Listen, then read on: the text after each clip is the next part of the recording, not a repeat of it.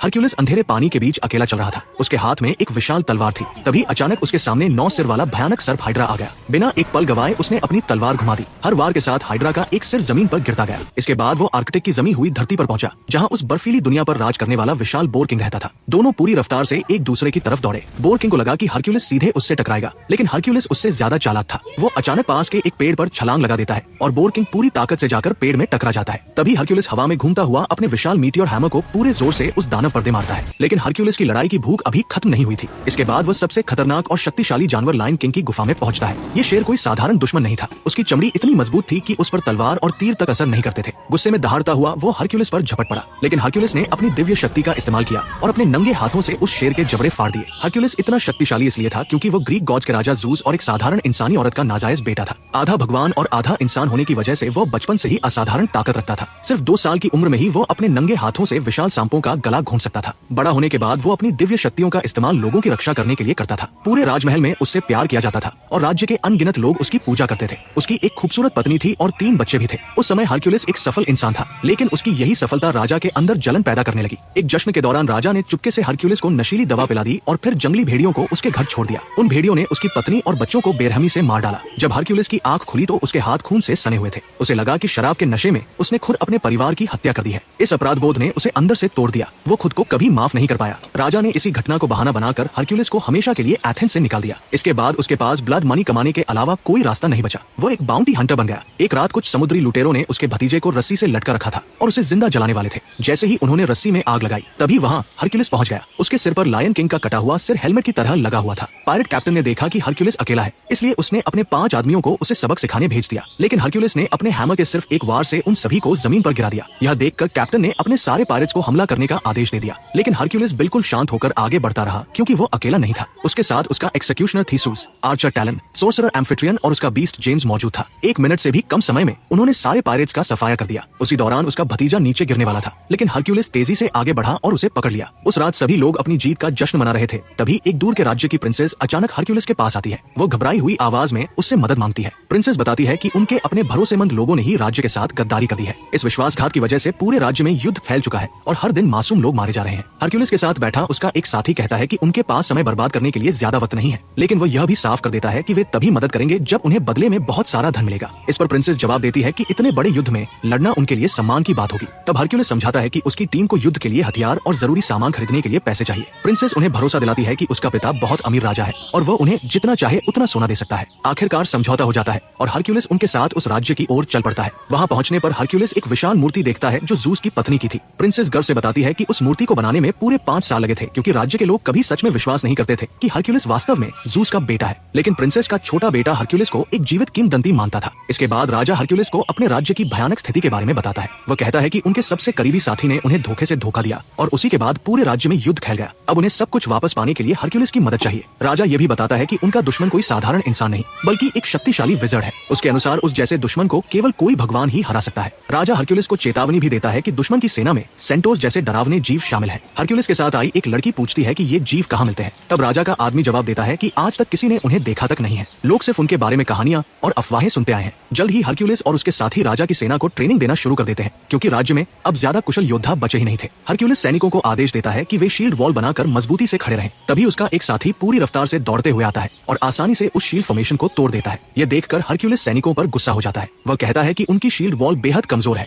और अगर वे ऐसे ही लड़ेंगे तो युद्ध में पूरी तरह खत्म हो जाएंगे। इसके बाद वह सेना को और भी कठोर ट्रेनिंग देने लगता है। इसी दौरान खबर आती है कि दुश्मन की सेना उनकी ओर बढ़ रही है। ये सुनकर हरक्यूलिस सबको सलाह देता है कि अगर संभव हो तो युद्ध से बचना चाहिए। वह कहता है कि एक बार युद्ध शुरू हो गया तो दोनों तरफ सिर्फ तबाही बचेगी, लेकिन राजा उसकी बात मानने से इनकार कर देता है। वह कहता है कि राज्य में शांति तभी लौटेगी जब दुश्मनों का पूरी तरह सफाया हो जाएगा। उस रात प्रिंसेस का छोटा बेटा चुपके से हरक्यूलिस से मिलने आता है। वो मासूमियत से कहता है कि बड़ा होकर वह भी हरक्यूलिस जैसा बनना चाहता है। बच्चे की बात सुनकर हरक्यूलिस भावुक हो जाता है। वो अपने गले से लटका हुआ लॉकेट निकालकर बच्चे के गले में पहनाता है। फिर धीरे से कहता है कि वह ये लॉकेट पहले अपने बेटे को देना चाहता था, लेकिन अब वह चाहता है कि ये बच्चा इसे संभाल कर रखे। अगले दिन सभी लोग दुश्मन राजा का सामना करने के लिए निकल पड़ते हैं। रास्ते में उन्हें बेहद डरावना दृश्य दिखाई देता है। जगह जगह इंसानों के कटे हुए सिर लटक रहे थे। राजा बताता है कि दुश्मन वहाँ उनसे पहले पहुंच चुका था और उसने लोगों में डर फैलाने के लिए मासूमों का कत्ल कर दिया। इसके बाद हरक्यूलिस सुझाव देता है कि बाकी सफर पैदल तय करना चाहिए। सभी लोग सावधानी से आगे बढ़ते हैं, लेकिन जब हरक्यूलिस लाशों को ध्यान से देखता है तो उसे कुछ अजीब महसूस होता है। उसे समझ आ जाता है कि ये हत्याएं हाल ही में नहीं हुई थी, लाशें कई दिनों पुरानी थी। तभी हरक्यूलिस समझ जाता है कि ये एक जाल था जिसका मकसद उन्हें उन्हें रोकना और उनका समय बर्बाद करना था।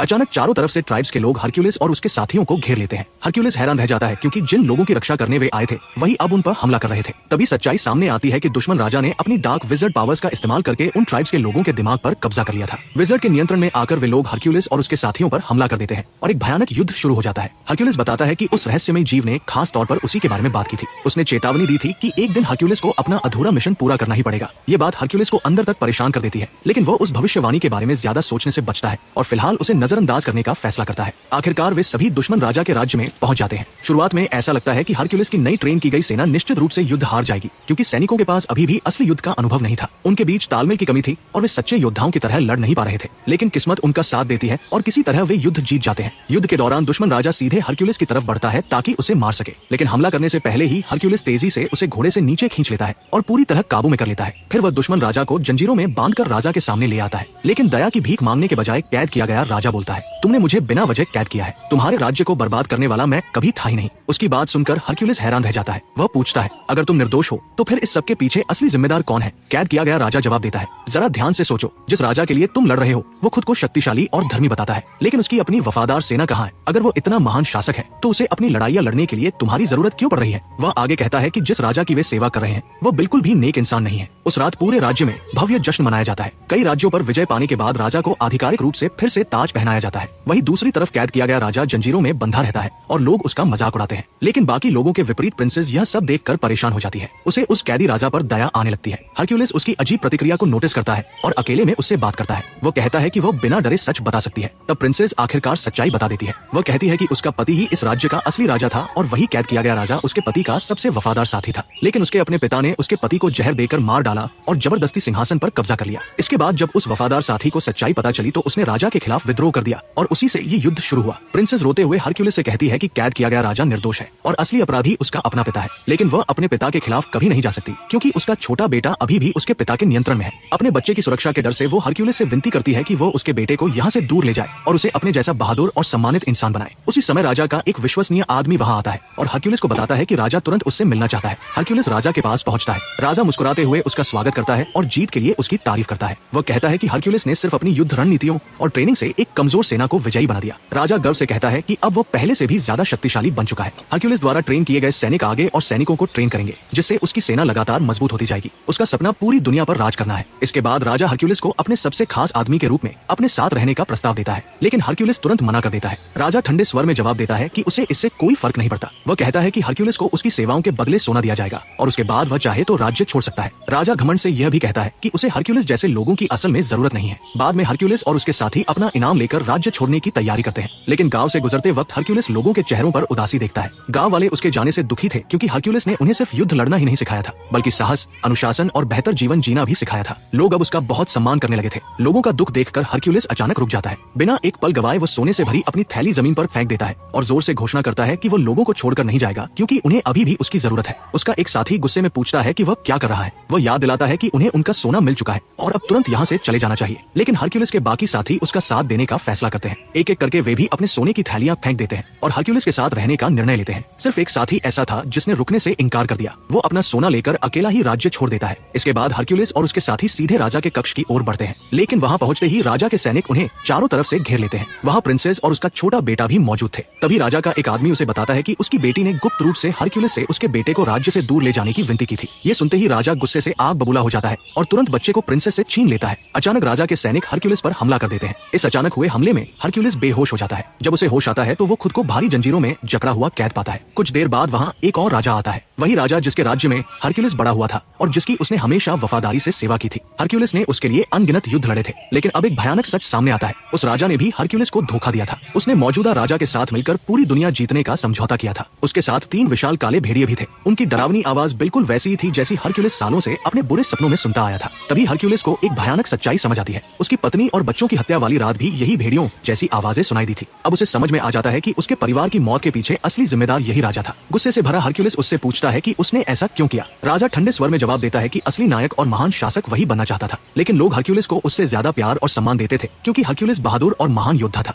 राजा कहता है कि वो खुलेआम हरक्यूलिस को मार नहीं सकता था और न ही लोगों के बीच उसकी लोकप्रियता सहन कर सकता था, इसलिए उसने हरक्यूलिस को उसके परिवार की हत्या में फंसाया ताकि लोग उससे नफरत करने लगे। ये सच सुनकर हरक्यूलिस क्रोध से भर उठता है, लेकिन भारी जंजीरों की वजह से वो कुछ नहीं कर पाता। इसी बीच वो दुष्ट राजा सबको एक एक करके मारने की तैयारी शुरू कर देता है। सबसे चौंकाने वाली बात यह थी कि वह सबसे पहले अपनी ही बेटी को मारना चाहता था। हरक्यूलिस बेबस होकर ये सब देखता रहता है। तभी उसके साथी उसे हिम्मत देते हैं। वे कहते हैं कि वो अब हार नहीं मान सकता। अगर उसने खुद पर विश्वास खो दिया तो उन सबका अंत निश्चित है। उनकी बातों से हरक्यूलिस के अंदर फिर से हिम्मत जाग उठती है। वो अपनी पूरी ताकत लगाकर आखिरकार उन विशाल जंजीरों को तोड़ देता है और खुद को आजाद कर लेता है। आजाद होते ही वो तेजी से प्रिंसेस की ओर दौड़ता है और उसे मरने से बचा लेता है। उसी समय तीनों काले भेड़िए हरक्यूलिस पर टूट पड़ते हैं, लेकिन हरक्यूलिस बिना डरे उनसे लड़ता है और भयानक युद्ध के बाद तीनों भेड़ियों को मार डालता है। इसके बाद वो अपने साथियों और उस कैद किए गए राजा को भी आजाद कर देता है जिसे पहले दुश्मन माना जा रहा था। इस अफरा तफरी के बीच दोनों दुष्ट राजा भागने की कोशिश करते हैं, लेकिन हरक्यूलिस अपने पुराने राज्य वाले राजा को पकड़ लेता है। गुस्से और दर्द से भरा हरक्यूलिस उसे बिल्कुल उसी बेरहमी से मारता है जैसे उसके परिवार को मारा गया था। इसके बाद हरक्यूलिस और उसके साथी महल की ओर बढ़ते हैं। वहां पहुंचकर वे देखते हैं कि भ्रष्ट राजा अपनी बची हुई सेना के साथ खड़ा है।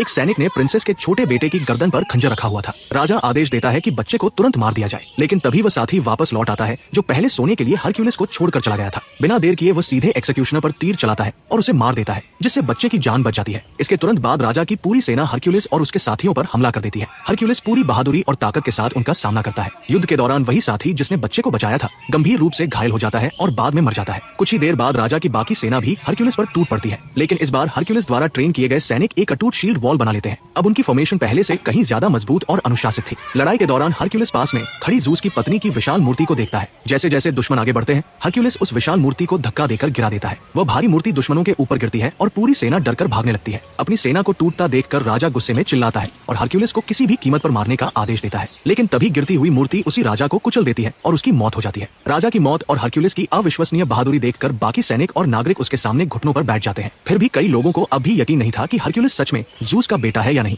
लेकिन आखिर में इससे कोई फर्क नहीं पड़ता। हरक्यूलिस सबसे महान इसलिए बना क्योंकि उसके अंदर साहस, ताकत और निडर दिल था, न कि सिर्फ दिव्य खून। उसने हमेशा मासूम लोगों की रक्षा की और आम लोगों की परवाह की। इसी वजह से लोग पहले से भी ज्यादा उसका सम्मान और प्रशंसा करने लगे और इसी के साथ हरक्यूलिस की कहानी समाप्त हो जाती है।